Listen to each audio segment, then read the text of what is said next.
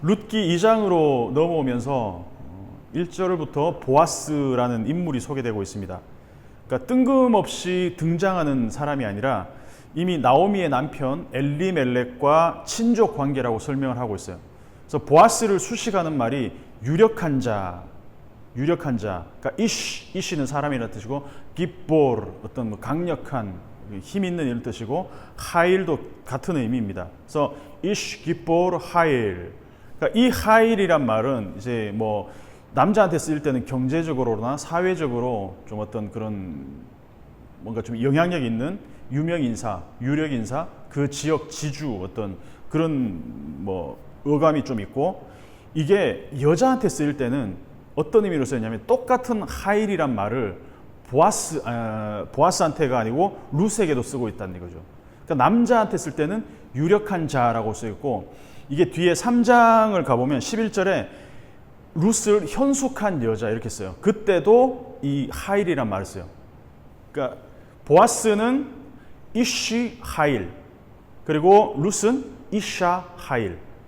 유력한 자와 현숙한 여인의 만남. 그러니까 의도적으로 성경이 그러니까 이 장치를 하일이라는 표현을 쓰면서 이쉬와 이샤가 동시에 하일이라는 사람 매칭업을 시키고 있다는 거죠. 그래서 이 당시 뭐 데이트 어플 같은 거 있었다면 아마 이렇게 뭐 매칭을 하는 그런 시스템이 있었을지 몰라도, 어떤 그런 어플 매칭 어플보다도 하나님은 좀 완벽한 매칭을 지금 이렇게 해주고 있다라는 것을 성경이 우리에게 보여준다는 거죠. 이쉬 하일, 그리고 이샤 하일. 그래서 2절을 보면은 룻을 모압 여인이라고 소개를 하고 있어요. 앞에 1장 22절에서도 룻을 며느리 모압 여인 룻과 함께 돌아왔다, 이 출신을 이제 밝히고 있어요. 2장 2절에서도 모압 여인 룻이. 그래서 무대는 모압에서 유다 베들레헴으로 바뀌었지만, 그러니까 나오미라는 사람의 인생 역전의 키를 쥐고 있는 사람은 모압에서 따라온 며느리 룻한테 있다. 이걸 지금 의도적으로 보여주고 있는데, 모압 여인이지만 룻은 지금 이스라엘의 문화, 유대 문화에 굉장히 빠르게 적응하고 있다는 걸 볼 수 있는데, 2절만 봐도 그렇다는 거죠. 2절 한번 읽어보면 룻이 시어머니한테 말합니다. 내가 밭으로 가서 내가 누구에게 은혜를 입으면 그를 따라서 이삭을 줍겠나이다. 이렇게 말하고 있어요. 그러니까 지금 어머니 지금 밭에 보내주세요, 나를. 그리고 나서 내가 이삭들을 주워 모을 겁니다.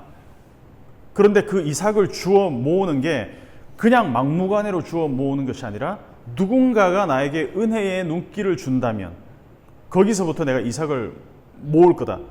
그러니까 이 문장만 딱 읽어봐도 모압에서 온 여인이지만, 모압 여인이지만 어느 정도로 유대 문화를 이해하고 있는지를 볼 수가 있다는 거죠. 그러니까 언어와 문화가 전혀 다른 지방에서 온 룻이지만 이삭을 줍는 것에 대한 그 율법적인 이해가 완벽하게 있다는 거예요.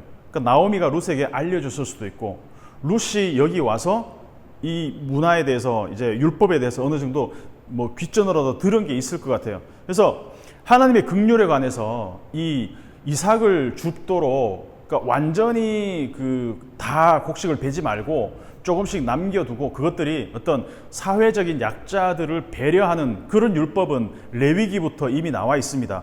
레위기 19장 9절에서 10절까지 한번 읽어볼게요. 한번 찾을 수 있으면 찾고, 아니면 제가 읽어볼게요. 레위기 19장 9절에서 10절까지 너희가 너희 땅에서 곡식을 거둘 때에 너희 밭 모퉁이까지 다 거두지 말고, 네 떨어진 이삭도 줍지 말고, 네 포도원의 열매를 다 따지 말고, 네 포도원에 떨어진 열매도 줍지 말고 가난한 사람과 거류민을 위하여 버려두라. 나는 너희의 하나님이 여호와니라. 지금 이 의도적인 누락, 의도적인 그 수확의 어떤 완전치 못한 수확, 그래서 의도적으로 조금씩 이 이삭을 떨어뜨리게 해서 이 가난한 사람들, 결핍이 있는 사람들이 이것을 먹을 수 있는 어떤 그런 긍휼의 공간을 남겨두게 하나님의 그 의도가 율법에 나와 있다는 거죠. 레위기에 23장 22절, 레위기 23장 22절 똑같은 내용이 나옵니다. 너희 땅에 곡물을 벨 때에 밭 모퉁이까지 다 베지 말며 떨어진 것을 줍지 말고 그것을 가난한 자와 거류민을 위하여 남겨두라. 나는 너희의 하나님 여호와니라. 거의 평행을 이루는 본문입니다. 곡식을 거둘 때 하나님은 이삭까지 줍지 말고 의도적으로 곡식을 남겨두고 누락해서 그 지역의 가난한 사람들이 그 생존의 극한 지경까지 몰리지 않도록 사회적 배려의 장치를 주셨다는 거예요. 그리고 그 의도적인 누락이 당연히 그냥 당연한 것으로 여기지 않는다는 거예요. 룻은 그 율법에 나와 있는 내용들을 보면서도 당연히 그냥 뭐 우리에게 주는 거니까 라고 그냥 내가 싹쓸이 해오는 뭐 그냥 빗자루 갖고 가지고 이삭 다 그냥 쓸어오는 게 아니라 여기에 은혜라는 어떤 그런 생각을 가지고 지금 이삭을 주우러 나간다는 거예요. 아까 당연한 것 아니라 은혜였어. 이방 여인이 율법의 정신을 제대로 알고 있는 것도 정말 대단하잖아요. 룻이. 근데 그 배려 자체를, 약자에 대한 배려를 당연한 것이 아닌 은혜로 인식하고 있다는 것. 이게 대단한 거라는 거죠. 그래서 아마도 여기에는 나오미가 이런 유대적인 문화와 어떤 율법의 어떤 이런 이삭 죽기에 대한 관련된 것들을 며느리에게 알려주지 않았나. 저는 그렇게 생각을 합니다. 그러니까 텍스트에 나오진 않지만 충분히 그렇게 생각해 볼 수 있습니다. 자, 룻기 1장의 무대는 룻기 1장 1절에서는 모압 지방에서 거류한다라고 나와 있어요. 여기서 지방으로 번역된 단어는 사데라는 들판이라는 뜻입니다. 모압의 들판에서 2장을 보면 유대 베들레헴의 들판으로 바뀌었어요. 똑같은 사데인데 모압의 사데냐 아니면 유대의 사데냐. 그래서 2장에서 들판의 무대가 모압에서 유다 베들레헴으로 바뀌었습니다. 이 바뀐 들판에서는 모압의 그 사데 들판에서는 볼 수 없었던 그 문화가 있었는데 이게 바로 약자에 대한 배려라는 거죠. 그래서 그것을 실천하고 사는 사람들이 있었고 룻은 그 기회를 딱 포착했으면서도 그것을 그냥 당연한 것이 아니라 은혜로 여기고 있다는 거죠. 제가 이 장면을 좀 이렇게 묵상하고 연구하면서 기분이 좀 좋아졌어요. 입가에 미소가 좀 이렇게 떠나지 않았는데 우리가 사는 세상하고 좀 많이 동떨어져 있는 이상적인 그런 느낌이 좀 들었어요. 그러니까 사사기, 사무엘상, 상하 뭐 이렇게 넘어오면서 얼마나 치열한 인간 군상들을 우리가 보게 됩니까? 근데 많은 뭐 주석학자들이나 성경학자들이 말하는 것처럼 룻기는 정말 그 혼탁한 어떤 그런 이스라엘 사회, 이스라엘 어떤 그런 환경 가운데서도 아주 보석같이 빛나는 진주 같은 그런 성경이라고 이야기를 하는 것처럼 되게 목가적이면서도 뭔가 좀 사람 사는 냄새가 나는 것 같아서 좀 되게 좋았어요. 그래서 우리가 살아가는 이 치열한 세계 경쟁 사회에 내몰려 있는 그런 사회에 살아가지만 룻기가 우리에게 주는 그 이 따뜻한 메시지의 힘 같은 게 좀 느껴져서 좀 되게 좋았다는 거죠. 자, 나오미가 룻의 그 간청에 대답을 합니다. 뭐라고 대답합니까? 내 따라 갈지어다. 그러니까 룻도 머뭇거리지 않고 나오미도 머뭇거리지 않습니다. 며느리나 시어머니나 시원시원해요. MBTI 해보면 아마 룻은 대문자 E였을 것 같아요. 언어도 잘 몰라 문화적인 그런 이방이었음에도 불구하고 룻이 그냥 과감하게 그냥 갑니다. 아주 적극적입니다. 내가 지금 시어머니하고 지금 집에만 틀어박혀 있을 상황이 아니다. 한 푼이라도 벌어야지. 더군다나 지금 여기는 하나님의 율법을 따라서 추수할 때 이삭을 조금 남겨놓는 그런 율법이 있다고 하니까 조금이라도 젊은 내가 가서 벌어야지. 먹고 살아가야지. 그러면서 바로 행동에 옮긴다는 거예요. 그러니까 이렇게 보니까 왜 1장 마지막 절에서 모압 여인 룻과 함께 돌아오는 그 시기가 하필 보리 추수 시작할 때에 베들레헴으로 돌아오게 되었는지 이해가 된다는 거죠. 지금쯤 우리가 베들레헴으로 가면 추수를 수확할 시기이기 때문에 뭔가 우리의 생존의 어떤 터전이 마련이 될 수 있겠다라는 어떤 계산이 서 있었던 것 같습니다. 자, 3절을 한번 볼게요. 3절을 보면 룻이 밭에 가서 하는 행동들이 아주 거침없이 연속 동작으로 3개가 파파박 나옵니다. 3절의 동사만 딱 모아보면 룻이 갔다, 그리고 밭에 들어갔다, 그리고 주웠다. 밭으로 갔다, 밭으로 들어갔다, 이삭을 주었다. 이 세 개가 연속 동작, 바브 연속법으로 세 개가 그대로 나옵니다. 그러니까 룻의 행동에 극이니까 잘은 모르겠지만 망설임이 없습니다. 자, 사실 생판 처음 가는 밭에서 외국인 여자가 아무렇지도 않게 막 이삭을 막 줍고 있는 모습을 한번 생각해 보십시오. 밭에서 추수하는 사람들의 입장에서는 어떻겠습니까? 약간 좀 황당할 수 있을 것 같아요. 저 여자 뭐지?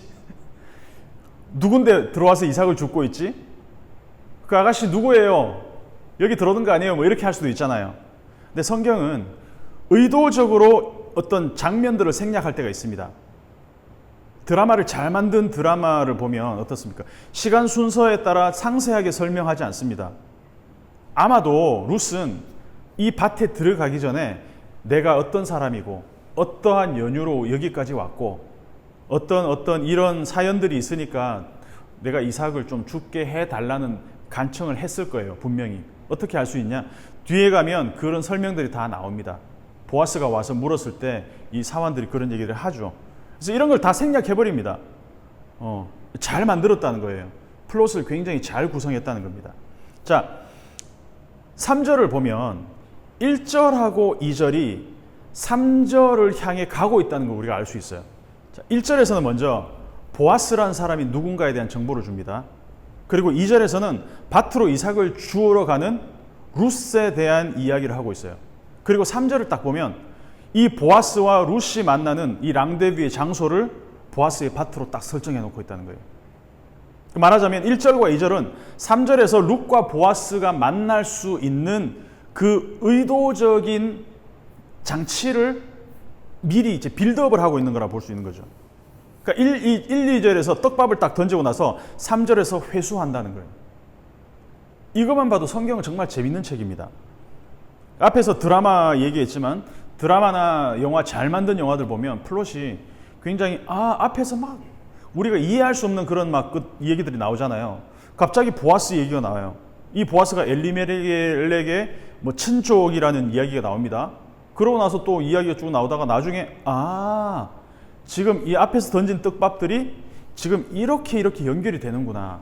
성경이 굉장히 치밀하게 어떤 그런 구성들이 되어 있다는 거죠.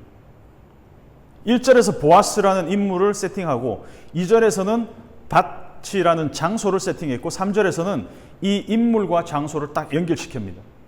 그래서 룻이 들어간 밭이 마침 보아스의 밭이더라. 우연히 어떤 이런 일이 일어난 것처럼 보이는데 사실은 필연적인 우연이라는 거죠. 성경에서 일어나는 모든 우연은 때마침, 하필, 우연히 일어나는 모든 것들은 다 하나님에 의해서 세팅되어 있는 필연적인 우연. 우연히 엘리멜렉의 친족 보아스에게 속한 밭에 이르렀더라. 그러니까 보아스가 엘리멜렉의 친족이라는 떡밥이 회수되었고 룻이 가서 이삭을 줍는 밭이 바로 그 보아스의 밭이다라는 것으로 이야기가 연결된다는 거죠. 이 필연적 우연. 예수님이 사마리아 여인을 우연히 만난 것 같지만 사실은 이것도 필연적인 우연이었고 예수님이 해변가를 다니면서 베드로와 안드레와 야고보와 요한을 제자 삼은 것도 그냥 지나가다가 걸린 사람 같지만 사실은 그 모든 것들도 하나님의 필연적인 만남을 위한 세팅이었다는 거죠. 우리도 마찬가지라는 겁니다. 우리가 이 자리에서 함께 예배를 드리는 것, 영상을 찍는 것, 이렇게 모여서 함께 예배 드리는 것도 어떻게 보면 하나님이 이 시간 우리가 함께 이것을 나누게 하기 위한 하나님의 의도적인 세팅이었다고 저는 생각을 하고 있습니다. 그래서 이 세상에 일어나는 모든 일들, 그 관점으로 세상을 본다면 모든 일은 우리가 나쁜 일, 좋은 일로 선악과로 판단할 것이 아니라 모두가 필연적인 우연으로 어쩌면 고통과 결핍과 어떤 아픔의 시간들을 우리가 겪는 것조차도 그것이 하나님의 창조 이야기를 써나가기 위한 그 무대를 완성하기 위한 과정이다라고 생각하는 것이 그것이 하나님의 그 창조적 세계관을 가지고 살아가는 사람에게 필요한 자세인 것 같다는 생각이 듭니다. 3절에서는 룻이 이삭을 줍다 보니까 우연히 어디까지? 보아스의 밭에까지 이르렀다. 그러면 4절에서는 어떻게 시작합니까? 마침 보아스가 마침이라고 번역되는 베힌네, 자, 봐라, 이런 뜻입니다. 마침 보아스가 그 시간에 자기 밭에 이르렀어요. 하필 룻이 이삭 줍고 있는 그때에 보아스가 딱 왔다는 거죠. 그래서 보아스가 먼저 수확하는 일꾼들한테 인사를 합니다. 한번 읽어볼게요. 4절에 보아스가 뭐라고 인사를 하는지, 여호와께서 너희와 함께 하시기를 원하노라. 그러니까 이 일꾼들이 뭐라고 얘기하냐면은 여호와께서 당신에게 복 주시기를 원하나이다. 이 또 참 멋있지 않습니까? 그냥 물론 당시에 이런 인사는 그냥 전형적인 인사였어요. 뭐 중동 쪽에서 하는 인사처럼 뭐 알라가 뭐 인샬라 이런 거 있잖아. 알라께서 뭐 당신과 함께 하시기를 뭐 이런 것처럼 이쪽 유대 지방도 마찬가지였던 거죠. 그래서 여호와께서 당신과 함께 하기를 원합니다. 여호와께서 당신에게 복 주시기를 원합니다. 어쩌다 보니 이르게 된 밭의 주인이 보아스인데, 그 보아스의 밭에서 일하는 사람들 역시 보아스와 같은 동일한 세계관을 갖고 살아가는 사람이었다고 생각한다면, 1장에서 나오미가 갖고 있는 세계관, 여호와께서 나오미가 갖고 있는 그 세계관과 2장에 나오는 이 보아스와 보아스의 밭에서 일하는 사람들이 갖고 있는 세계관이 일치하더라는 거죠. 그리고 우연히 들른 그 밭이 그러한 나오미와 같은 세계관, 여호와의 주권적인 일하심에 대한 기대를 갖고 있는 사람들의 그 세계에 룻이 들어오게 됐다. 우연히 들어오고 보니 그러한 세계에 발을 들이게 됐다는 거죠. 이런 사람들의 일하는 밭에서 이삭을 줍고 있는 룻. 그래서 1장의 분위기, 그 고통과 나오미를 스스로 마라라고 부를 정도로 텅 비어있고 흑암 같은 분위기가 조금씩 밝아졌다라는 느낌을 가질 수가 있다는 거죠. 완전히 환하게 밝아진 건 아니지만 조금씩 이 흑암과 공허의 공간에 그 하나님의 빛이 조금씩 비춰지고 있는 그런 느낌이 들어요. 그러니까 문을 조금 열면 흑암 같은 어떤 그런 막 완전히 까만 어떤 밀폐된 공간이라도 창문이라도 조금 열리면은 빛이 새어 들어오잖아요. 약간 좀 그런 것. 그래서 조금씩 일상 가운데 스며드는 하나님의 복이, 이게 룻기 마지막 4장에 가서는 얼마나 이 가정을 회복시킬지에 대한 기대로 이어지게 된다는 거죠. 그래서 동시에 이 이야기를 우리가 읽고 있잖아요. 룻기를 읽고 있는 우리 같은 독자들은 지금 만약에 우리의 상황이 나오미와 같이 쓰고 텅 비어있고 모든 게 다 결핍된 것 같은 상황 가운데 놓여있는 지금 현실에 있다 할지라도 조금씩 민감하게 그 하나님이 일하심에 귀를 기울이고 관심을 갖고 살아가다 볼 때에 그 감각을 하나님께 곤두세우고 있다면 조금씩 그 하나님의 복이 우리의 삶들을 채워나갈 것을 기대할 수 있다는 것입니다. 그 4절만 딱 읽어봐도 이 보아스란 사람과 이 보아스의 밭에서 일하는 사람들이 룻에게 어떻게 대할 건지 우리는 기대해 볼 수 있다는 거죠. 여호와라는 이 여호와께서 함께 하신, 여호와께서 복을 주시기를 원하는, 이것이 첫 인사로 나누어지는 사람들의 삶이라면 룻에게 어떤 식으로 대할지 우리는 기대해 볼 수가 있다는 거죠. 아니나 다를까 5절을 보면 보아스가 일꾼들의 그 리더한테 묻습니다. 이는 누구의 소녀냐? 이 소녀는 누구에게 속했느냐라는 질문입니다. 그러니까 젊은 여자가 도대체 어떤 사연이 있길래 혼자서 이삭을 줍고 있느냐, 뭐 이런 관심의 표현일 것 같아요. 그 말은 룻이 보아스의 눈에 확 띄었다는 얘기입니다. 썸의 시작. 누구에게 속했느냐? 내심 보아스는 아무에게도 속한 사람이 없다라고 한 어떤 그런 대답을 기대했을지도 몰라요. 이야기가 좀 흥미진진하게 흘러가죠. 6절, 7절을 보면 이게 이야기의 플롯이 굉장히 잘 만들어졌다는 것이 이런 대목에서 발견된다는 거죠. 룻은 그냥 무작정 들어와서 막 이삭을 막 닥치는 대로 쓸어가고 있는 게 아니었다는 것을 발견하는 거예요. 누구의 입을 통해서? 이 보아스의 사환, 이 일꾼을 통해 입을 통해서 알 수가 있다는 거죠. 이미 룻은 자기 자신이 혼자 된 나오미를 따라서 모압의 들에서 유대 베들레헴의 들로 귀향한 사실을 밝혔다는 거예요. 그리고 정중하게 이삭을 좀 줍게 해달라고 부탁도 했다는 겁니다. 이 정중하게 부탁을 했을 때에 여기 보아스의 밭에서 일하는 사람들이 거절하지 않고 율법의 이 스피릿을 따라서 허락해준 그 일꾼들 덕분에 룻은 잠시 쉬는 시간 외에는 아침부터 저녁까지 지금 일을 하는 중이라는 거죠. 자, 이것만 봐도 룻이 갖고 있는 이 성품, 예의를 갖추고 있고 성실한 여자, 대문자 이해, 외향적이고 적극적이면서도 근데 보통 좀 극이들은 좀 게으른 경향이 있잖아요. 창조적이고 외향적이긴 하지만 약간 좀 그런 성향이 있는데 성실하기까지 해요. 외향적인데 성실해. 하루 종일 일했음에도 불구하고 체력도 좋아. 이게 보아스가 그런 생각했을지도 모를 것 같아요. 저 아가씨 괜찮네. 괜찮은 처자네. 자, 8절. 오늘 이제 읽은 본문의 마지막 8절인데 보아스가 드디어 룻에게 가서 말을 겁니다. 뭐라고 묻냐면 내 딸아 이렇게 얘기합니다. 앞에서 누가 내 딸아 누가 얘기했었죠? 나오미가 며느리한테 내 딸아라고 얘기했습니다. 내 딸아 들으라. 내 딸아 일하러 가라. 내 딸아 들으라. 자, 이삭을 주우러 다른 밭으로 가지 말고 여기서 떠나지 말고 나의 소녀들과 함께 있으라. 이렇게 얘기합니다. 부정문이 2번 나왔는데 원래 히브리어 원문에는 부정어가 3번 나옵니다.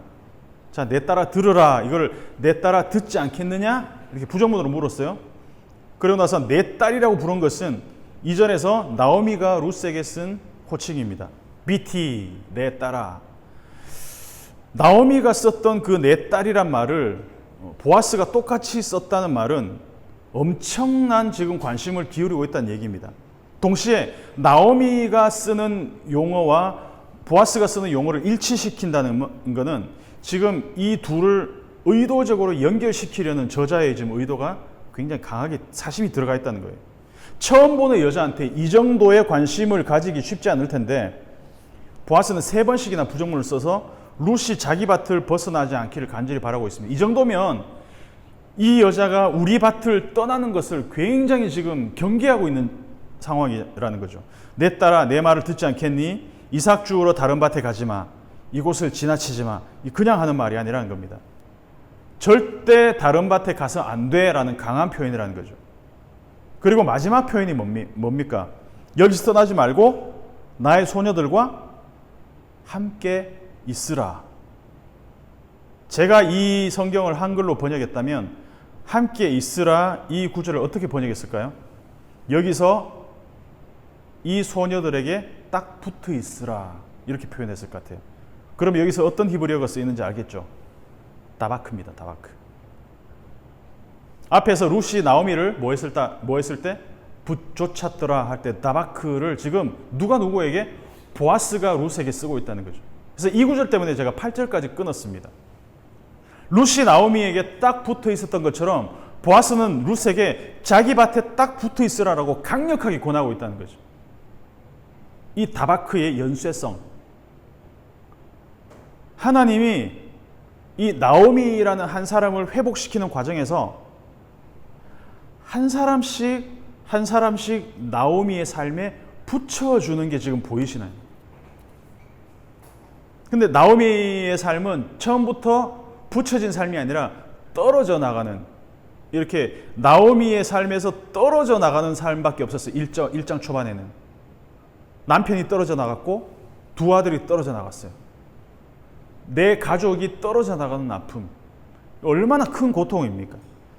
근데 사랑하는 사람을, 가족들을 떨어져 나가는 이 아픔들을 하나님 어떻게 위로하시고 회복시키는지 보면 그 떨어져 나간 가족들을 나오미의 삶에 하나씩 사람으로 붙여나가는, 다바크 해주시는 것으로 하나님 회복시키더라는 거죠. 살이 찢어지는 경험을 했지만 어느새 그 상처 입은 살을 조금씩, 그 상처 입고 벌어진 살에 새 살이 돋아 나와서 회복되는 것처럼. 그러니까 룻은 여호와 하나님이 어떤 분인지 전혀 모르는 모압 출신이었습니다. 근데 나오미를 만났기 때문에 전혀 모르던 세계 안으로 딱 들어와 버렸어요. 물론 결혼을 해서 남편이 죽고 시아버지도 죽고 또 뭐 시아버주버님도 죽고 남편을 일찍 잃었지만 어쩌면 룻은 그 과정에서 하나님을 만나게 되고 하나님과 다바크되는 경험을 하게 됐다는 거죠. 이 척박한 환경 가운데서 룻이 뭘 알고 있느냐면 이 율법에 나타난 하나님의 그 은혜의 원리를 룻이 몸으로 배우고 있다는 거예요. 룻은 나오미 시어머니한테서 예수 믿어야 돼, 뭐 우리 유대교로 들어와야 돼, 개종을 시키고 막 교리를 가르치고 율법을 가르치고 앉아놓고 막 이렇게 토라를 가르친 것이 아니라 뭐 가르쳤을 수도 있겠지만 이 상황만 보자면 룻은 몸으로 지금 하나님을 경험하고 있는 중이라는 거죠. 온전히 몸으로. 그래서 나오미에게 룻이 큰 위로와 힘이 되지만 이 며느리가 오히려 룻으로서도 나오미 덕분에 하나님을 만나게 되고 여호와 하나님을 통한 새로운 세계, 그 새로운 세계에서 새로운 가정을 만들어가고 있다는 것이죠. 그래서 나오미가 고향으로 돌아올 때는 그냥 텅 비어 있었습니다. 1장 마지막만 봐도 나를 나오미라 부르지 마라. 나는 마라다. 내 인생 자체가 쓰디쓴 에스프레소 같은 여자다. 텅 비어서 남은 건 쓴맛밖에 없는 그런 나이든 여자였는데 하나님이 이 나오미를 버려두시지 않는다라는 거죠. 룻을 통해서 조금씩 하나님은 이 새 살을 돋게 하시는 그 회복을 보여주고 있다는 거죠.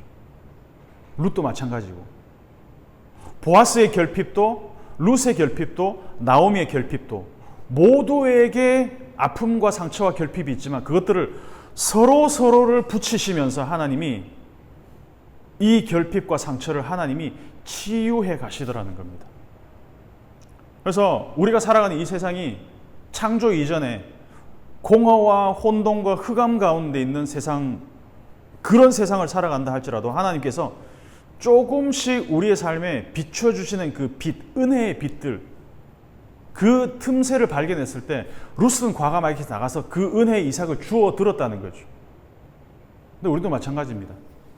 룻기를 다 읽진 않았지만 조금씩 하나님이 회복시켜 나가시는 것, 사람을 통해서 다바크 시키시고 은혜의 이 조각들을 하나님이 그 땅에서 이삭을 줍는 것처럼 우리에게 줍게 하시고 지금은 그냥 조각 같지만 나중에 이것들이 얼마나 풍성한 회복으로 하나님이 이루어 가실지 우리가 좀 기대하면서 룻기를 읽고 룻과 나오미와 보아스의 이야기가 우리의 이야기가 될 수 있기를 진심으로 축복합니다.